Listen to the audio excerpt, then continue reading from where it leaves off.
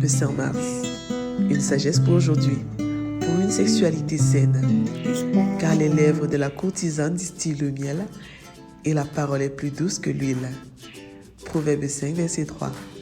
Le chapitre 5 du livre des Proverbes est un entretien franc entre le parent sage et son fils sur le thème « La sexualité ». C'est le premier chapitre du livre des Proverbes qui traite d'un thème exclusif. Dans la première partie, il est question des mises en garde contre une sexualité malsaine.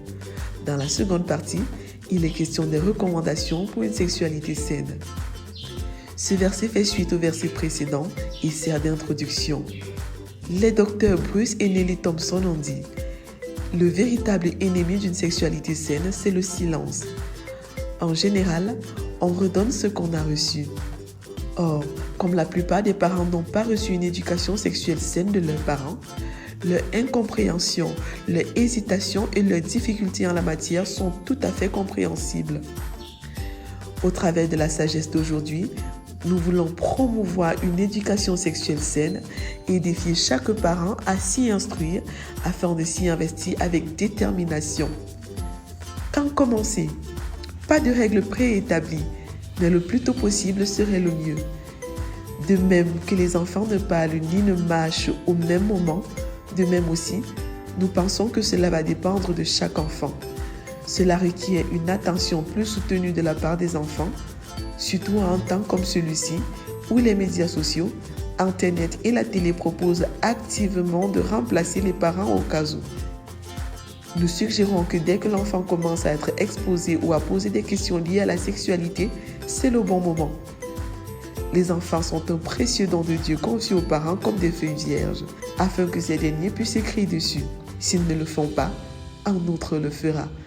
Jésus dit, « Vous avez appris qu'il l'a été dit, tu ne commettras point d'adultère.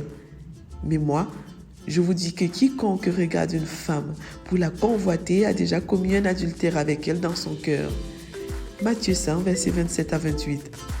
1. En matière d'adultère, les Juifs se limitaient à l'aspect physique, ignorant volontairement l'aspect moral et spirituel. 2.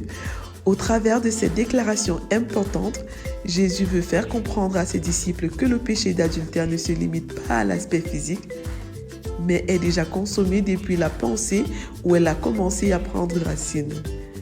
Vérité, tout péché commence au niveau de la pensée et a des conséquences dès ce niveau. Application.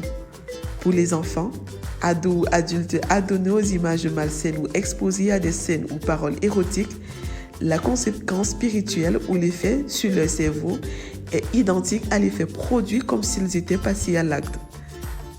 2. Soumettre mes yeux et mes oreilles à Dieu.